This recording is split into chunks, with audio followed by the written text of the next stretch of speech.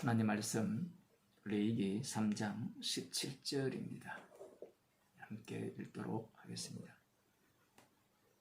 너희는 기름과 피를 먹지 말라. 이는 너희 모든 처소에서 대대로 영원한 규례니라. 여호와 하나님께서 화목제를 말씀하시면서 거기에 대한 규례를 말씀하시면서 기름과 피를 먹지 말라 이렇게 명령을 하십니다. 기름과 피를 여기에 보면 모든 처소에서 대대로 영원히 먹지 말라 이렇게 말씀을 하신 거죠. 하나님께서 먹지 말라고 하시는 이 기름과 피, 인간에게 건강에 좋지 않고 맛이 없다면요, 먹으라 해도 먹지 않겠죠. 그런데 이 피, 그리고 이 기름, 이 것들은 영양분이 듬뿍 들어있어요. 영양분이 어디에 있느냐, 이 말씀을 지키려고 여호와 정의는 수혈도 안 받고 헌혈도 안 하고 이렇게 한다고 하는데, 그것은 악마적 욕망이죠. 기름과 피. 우리나라에서는 선짓국이 있죠. 그걸 좋아하는 사람은 얼마나 좋아합니까? 고기에 피가 좀 담겨 있어야 맛이. 심지어는 생육이 더 맛있죠. 하나님께서 너희 모든 처소에서 기름과 피를 먹지 말라 이렇게 명을 하시는 이유는 이스라엘 백성들 너희들은 모든 처소에서 기름과 피를 먹게 되어 있다라는 겁니다. 여기에서 거기로 곧장 넘어가기 전에 하나님께서 화목제에 대한 그 규례를 말씀하시면서 갑자기 모든 처소라는 용어가 나오죠. 지난번도 말씀을 잠깐 드렸습니다만 화목제물은 반드시 어디에서 바치게 되어 있습니까? 회막에서, 성전에서 바치게 되어 있습니다. 그곳에서 앙수하고 피를 번제단 사면이죠. 제단 사면에 뿌리고, 그리고 제사장이 거제나 요제로 드리고, 그것들을 하나님께로 태워드릴 것들은 태워드리고, 그리고 제사장의 몫은 제사장의 몫으로, 그리고 아론과 그 자손들에게 돌아갈 몫은 그들의 몫으로, 그리고 나머지는 화목제를 드린 자와, 화목제의 종류가 감사제, 서원제, 자원제 이렇게 있는데 그 드린 자와 또 함께 먹을 수 있는 자들이 있었죠. 처음 레위기에서는, 지금 레위기를 말씀하는 시점은 출애굽한 지 2년이 지난 시점이에요. 그때는 하나님께서 이러한 규례를 말씀을 하신 겁니다. 레위기 17장을 한번 보겠습니다. 레위기 17장을 보면 하나님께서 이 이스라엘 백성들이 3절에서 6절인데요. 고기를 먹고 싶어 한다면 반드시 회막에 끌고 와서 그곳에서 화목제물로 드리고 갖고 가서 먹어라 이렇게 명을 하십니다. 가만히 상상을 해보면요, 지금 이스라엘 숫자가 얼마입니까? 이스라엘 백성 60만이라 칩시다. 그들이 함께 모여 있으면 그 넓이가 물론 얼마든지 왔다 갈 수는 있겠죠. 가축 한 마리 잡아 먹으려면 회막까지 왔다가 희생물을 화목제로 드리고 그 고기를 갖고 가서 이렇게 나누어 먹는, 거기에 대한 구체적인 내용은 나오지 않지만 앞서 레위기 7장의 근가에 보면 그들이 갖고 갔다라고 이렇게 볼 수도 있는데, 여기에 3절에서 6절을 보면요, 무릇 이스라엘 집의 누구든지 소나 어린 양이나 염소를 집안에서 잡든지 진 밖에서 잡든지 먼저 회막문으로 끌어다가 여호와의 장막 앞에서 여호와께 예물로 드리지 아니하는 자는 피 흘린 자로 여길 것이라. 그가 피를 흘렸은즉 자기 백성 중에서 끊쳐지리라. 피채 먹지 말라는 말씀이 피를 흘린다는 말씀과 이렇게 연동이 됩니다. 각각의 말씀이 아니고요. 그래서 진 안이나 진 밖에서 이 가축입니다. 염소나 어린 양이나 소는 가축이고요. 여기에 보면 나중에 보게 되면 이 사냥하여서 잡는 동물들은 이런 식의 절차는 필요가 없습니다. 반드시 가축이에요. 가축은 반드시 그 고기를 즐겁게 먹고 싶으면 회막으로 끌고 가서 그곳에서 피를 흘려서 제단 사면에 뿌린 후에 하나님께 드릴 것은 드리고 제사장에게 돌릴 것은 돌리고 자기들이 먹으라는 겁니다. 만일에 그렇지 않고 각각의 처소에서 피를 흘리면 우리가 3장 17절에서는 모든 처소에서 기름과 피를 먹지 말라 했죠. 벌써 성경 방금 읽었는데 또 잊어버릴 수도 있으니까 지금 뭐 공부할 생각한다고 잘 안 들려요. 피를 먹지 말라 했어요. 매일매일 시험을 치니까 말씀이 뭐 중요하겠습니까만은 피를 먹지 말라 했는데 지금 이 17장에서는 피를 흘리지 말라는 겁니다. 만일에 피를 흘린다면 그런 피 흘린 자로 여겼으니까 동물을 죽였어요. 가축을 죽였으니까 그를 이스라엘 백성 중에서 끊어버리겠다고 합니다. 아마 요즘 동물 보호 애호가들은 이 말씀을 너무 좋아하겠죠. 동물의 피를 흘린 자는 하나님 나라에서 잘려진다. 아마 이것도 끌고 오는 인간들이 있을 거예요. 인간의 욕망은 끝이 없거든요. 하나님의 말씀이 오히려 인간의 그 악마성, 그 욕망을 그 끝자락까지 끌어올리게 되죠.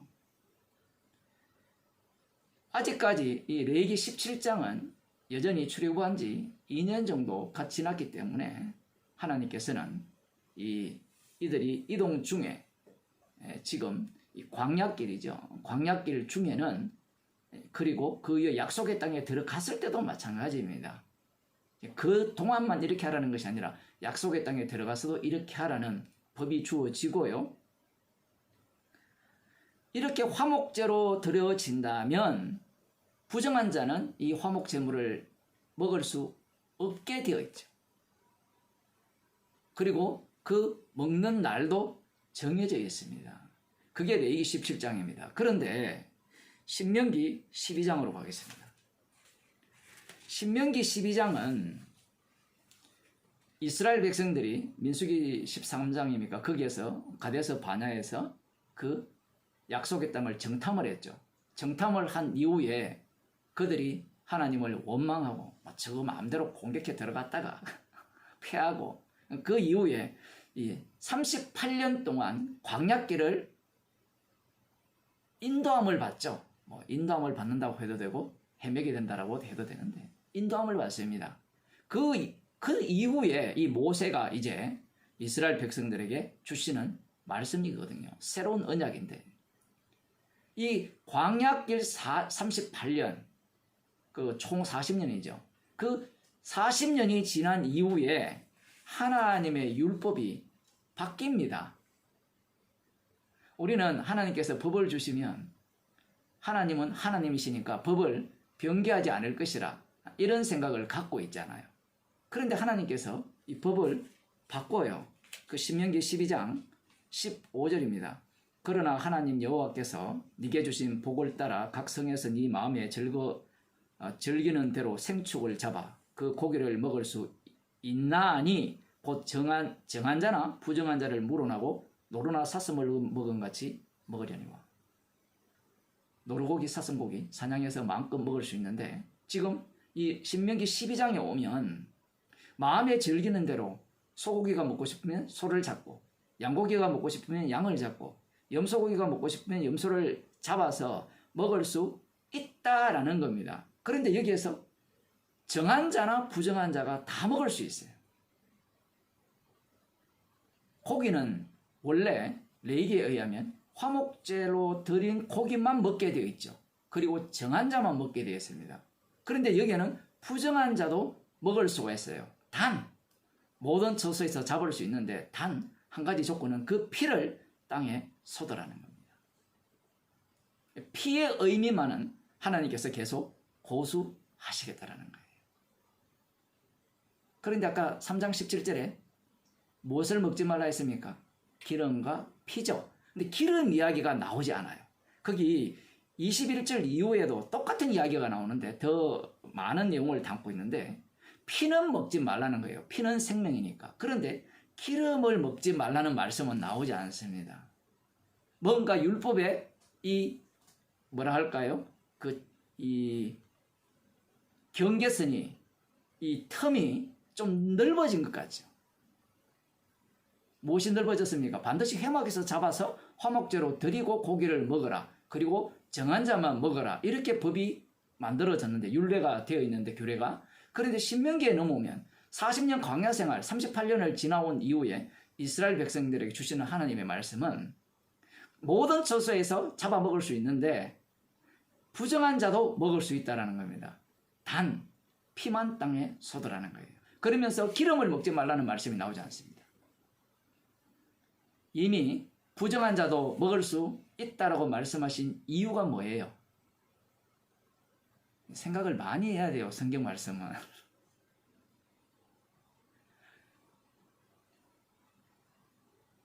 광야길에서 이스라엘 백성들은 부정한 자와 정결한 자가 구분이 되어지는데 광야 40년을 지나면서 갈렙과 여호수아 외에는 모두가 다 여호와의 손에 진멸당합니다. 그러니 부정하다 정결하다 이 자체가 의미는 있는데 의미가 없다라는 얘기예요. 처음 레위기에서 이 화목제물로 그들에게 고기를 먹으라고 주셨을 때는 부정한 자와 정결한 자가 분명히 나누어진다라고 말씀을 하셨는데 그 말씀을 그들에게 주시니까 모든 자들이 부정하게 되어서 진멸당했어요. 그래서 부정한 자도 먹을 수 있다라는 겁니다. 그렇다고 해서 약속 땅에 들어가면 정결한 자가 없느냐? 없는 게 아니에요. 있어도 부정한 자인데 정결한 자로 하나님이 간주하시는 거예요. 문제는 이스라엘 백성들이 기름을 먹는다라는 겁니다. 놀라운 것은 신명기 새언약이잖아요. 새언약이면 레위기에서 말씀하신 그 기름을 먹지 말고 피를 먹지 말라는 말씀이 더욱더 강화되어야 되는데 피에 대해서는 여기에서 피를 그렇게 쏟아라, 피를 흘리지 말라 이런 식으로 말씀을 하셨는데 기름에 대해서는 오히려 그 신명기 32장 14절에서는 하나님께서 어린 양의 기름을 그들에게 주셨다라고 말합니다. 이미 이스라엘 백성들은 기름의 맛을 알아가고 있었다라고 볼 수 있어요. 그게 어디에 나오는가 하면요. 사무엘상 2장 15절입니다. 그 엘리의 두 아들들이 제사를 하나님께 드릴 때 2장 15절 한번 봅시다.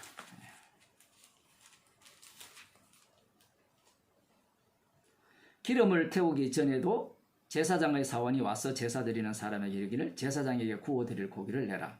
그가 네게 삶은 고기를 원치 아니하고 날 것을 원하신다니라. 먼저 피를 뿌리고 기름은 태워 드려야 되죠. 그런데요, 고기가 기름이 없으면 이 구워 먹는 고기가 맛이 있나요, 없나요? 고기 맛을 아는 분은 기름기가 있어야 되잖아요. 근데 여기에서 기름이라는 것은 최상품이거든요. 우리가 볼 때는 버리는 기름이 아니에요. 하나님께서 바쳐지는 이 기름의 내용물들은 그 성경에 보게 되면 가장 최상품의 기름, 맛있는 부위. 이미 제사장들도 기름 맛을 아는 거예요. 기름을 먹지 말라 했는데 사사기로 넘어가면 벌써 기름 맛을 아는 겁니다. 지금 신명기만 되어도 벌써 하나님께서 기름을 먹지 말라는 말씀이 주어지지 않기 때문에 벌써 그 맛을 보고 있고요. 하나님께서 벌써 그들에게 기름을 어린 양의 기름진 것들을 주셨다라고 예언적으로 말씀하시기 때문에 이미 그들은 먹은 거예요. 하나님의 말씀은 항상 인간들이 죄 짓는 그걸 덮어 세워서 말씀을 하시기 때문에 인간의 하나님의 말씀에 대한 이 무시는 이런 식으로 진행이 돼요. 제사장들이 아예 앞장서서 기름을 먹어버립니다. 이 제사장들이 먹으면 그 다음 또 이스라엘 백성들이 원하는 왕이 있죠. 왕이 어떤 짓을 벌이는가? 사무엘상 14장입니다. 이 사무엘상 14장은 유명하잖아요. 그죠? 그 전에 13장에서 이 사울 왕이 사무엘을 기다리지 않고 자기 마음대로 하나님께 번제를 드려서 이 블레셋과의 싸움에서 승리케 해달라고 요청하다가 하나님께서 너를 버렸다. 이렇게 말씀을 듣게 되죠. 그게 보면 여호와께서 그 마음에 맞는 사람을 구하여 그 백성의 지도자를 삼으셨느니라. 이 말씀을 들은 이후에 지금 블레셋과 계속해서 대치 관계에 있는데 이 사울 왕과 함께한 숫자는 적습니다. 그런 중에 이 사울 왕의 아들 요나단이 상대를 뭘로 봅니까? 할례받지 않는 자로 보거든요. 할례받지 않는 자로 보기 때문에 여호와께서 저들을 우리에게 붙이실 것이라는 그 믿음을 갖고 그들 속으로 들어갑니다. 자신과 병기든 자 둘이 들어가서 그들을 휘젓게 되고 그 결과 그 속에서 어떤 일이 발생하느냐라고 할 때는 블레셋 군사들 중에 히브리 사람들이 함께 했던 모양입니다. 그들이 그 속에서 이 요나단과 합세를 하고 이스라엘과 합세를 해서 블레셋을 치게 되는 거예요. 그런 중에 이 사울 왕이 났습니다. 물론 그전에는 두려워서 벌벌벌 떨고 있었어요. 할례받지 못한 자들과의 싸움에 요나단이 앞장서서 그 전쟁의 승기를 다 가져왔거든요. 가져오니까 나중에 아주 늦게 등장해서 뭐라고 얘기하는가 하면 이스라엘 백성에게 모두 다 맹세시켜서 저들을 여기 보면 24절입니다. 14장 24절 이날에 이스라엘 백성이 피곤하였으니 이는 사울이 백성에게 맹세시켜 경계하여 이르기를 저녁 곧 내가 내 원수에게 보수하는 때까지 아무 식물이든지 먹는 사람은 저주를 받을지어다. 서원을 하죠. 여호와 하나님께 서원을 합니다. 근데 여기에서 표현이 재밌죠.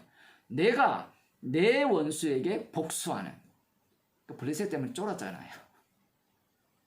그 원수에게 복수하기 전까지는 어떤 사람도 입에 음식물을 넣지 말라. 지금 여호와께서 붙이시는 전쟁을 하고 있는데 사울왕 자기가 나서서 자기 복수를 하려고 해요. 지금 이건 여호와의 전쟁이거든요. 근데 사울왕은 자기 전쟁으로 바뀌어버려요. 왜 바꾸느냐? 그건 간단합니다. 그 이유는 그 영광을 자기가 받아야 왕권이 강화되거든요. 왕권을 내려놓기 싫습니다. 그래서 이 이스라엘 백성들이 아무것도 못 먹고 전쟁을 하는 겁니다.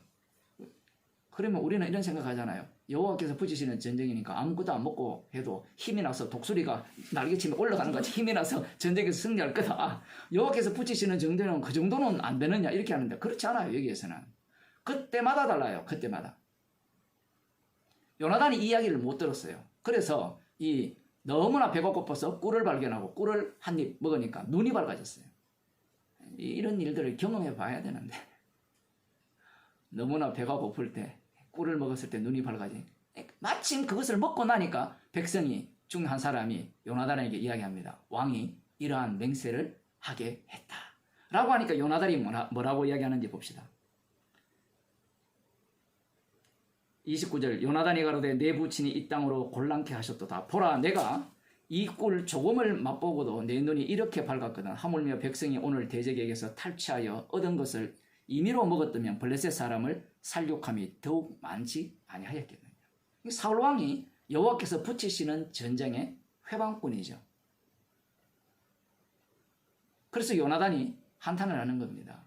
할례 없는 자들과 전쟁을 하고 있는데 지금 사울 왕은 개인의 복수, 자기 영광을 위해서 왕권 강화를 위해서 지금 금식을 선포하는 거예요. 그것도 하나님 앞에서 서원을 하는 겁니다. 그런데 문제가 발생하죠. 31절 그날의 백성이 믹막스에부터 알론에 이르기까지 블레셋 사람을 쳤으므로 그들이 심히 피곤한지라. 피곤함에도 불구하고 블레셋과 싸워서 계속 이기는 겁니다. 그런데 문제가 뭔가 하면 너무나 배가 고프니까 32절에 백성이 이에 탈취한 물건에 달려가서 양과 소와 송아지들을 취하고 그것을 땅에서 잡아 피 있는 채 먹어버립니다.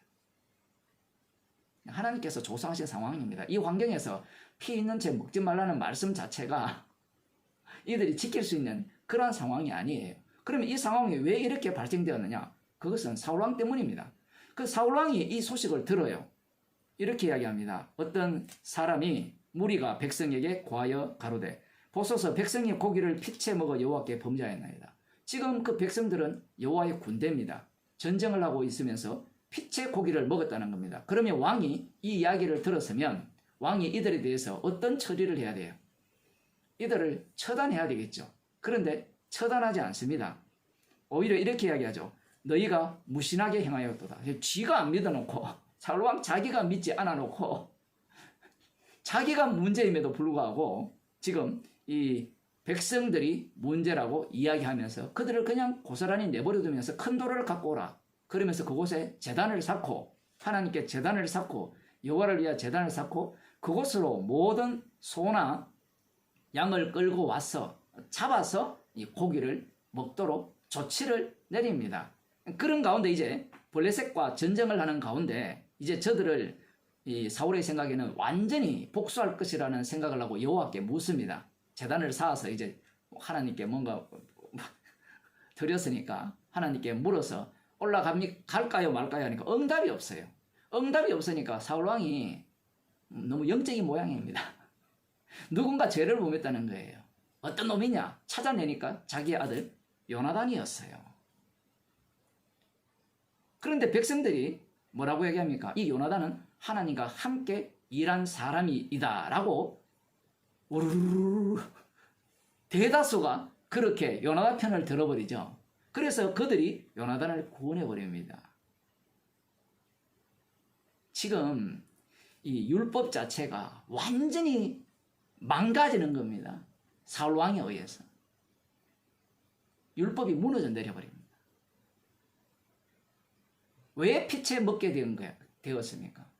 사울왕의 욕망 때문이죠. 사적 욕망. 자기의 복수. 자기 왕권을 유지하기 위해서 피채 먹어버립니다. 결국 이 오늘 본문에 나오는 이 레위기 3장 17절의 말씀, 기름과 피를 먹지 말라는 말씀은 보기 좋게도 선택받은 그 말씀을 받은 자들이 기름을 즐겨 먹고 피를 아예 먹게 만드는 그 왕이 등장해서 그 피채 먹게 하는 그러한 짓거리를 하는 겁니다. 그들의 욕망이 기름과 피를 먹게 한 거예요. 하나님의 말씀은 율법은 이렇게 멸시당했습니다. 그러면 예수님 당시에 유대인들은 어떠한가? 라고 하면 그들은 기름과 피를 안 먹죠. 피를 먹지 않고 기름을 먹지 아니하면서 무엇을 소망하고 있습니까? 영생을 기다리고 있죠. 축복을 기다리고 있습니다.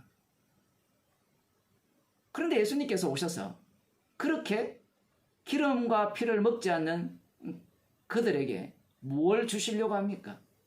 자신의 피와 살을 주시려고 하죠. 그런데 그들은 거부합니다. 예수님께서는 자신의 피와 살을 먹고 마시지 않으면 영생이 없다라고 말씀을 하시니까 그들은 이 율법을 지켰기 때문에 영생을 얻을 수 있다라고 생각하는 거예요. 그래서 예수님을 죽여버립니다. 그들은 착각을 한 거예요. 그들의 조상이나 자신은 한 묶음이라는 사실을 모릅니다. 로마서 5장에 나오는 같이 첫 아담 안에 모두가 다 속해 있다는 사실을 꿈에도 생각을 못하는 거예요. 그래서 기름과 피를 먹은 조상들이나 아니면 기름과 피를 먹지 않는 자신들이나 모두가 다 율법 위반자로서 지옥 가도 마땅하다. 저주 아래 있는 자다. 이렇게 인식을 해야 되는데 예수님께서는 그걸 아시고 오셨죠. 그래서 자신의 피와 살을 주시려고 하고 내 살과 피를 먹고 마셔야 하냐면 영생이 없다라고 그렇게 말씀하셨음에도 불구하고 그들은 말씀을 사수하면서 예수님을 죽여버리는 겁니다. 이렇게 십자가가 일어나는 겁니다. 십자가 사건이 발생되는 거예요. 이 십자가 사건이 바로 오늘 말씀의 완성입니다.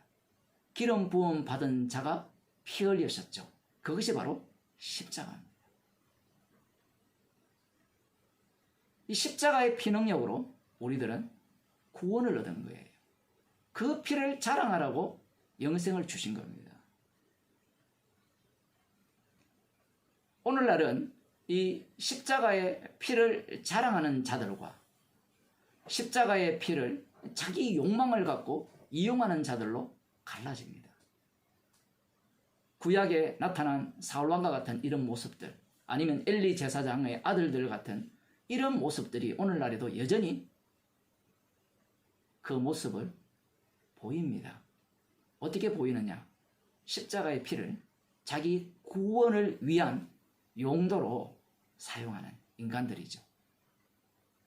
흔히 말하는 구원파들입니다. 뭐 신천지가 되었든 뭐가 되었든 모두가 다 구원파죠.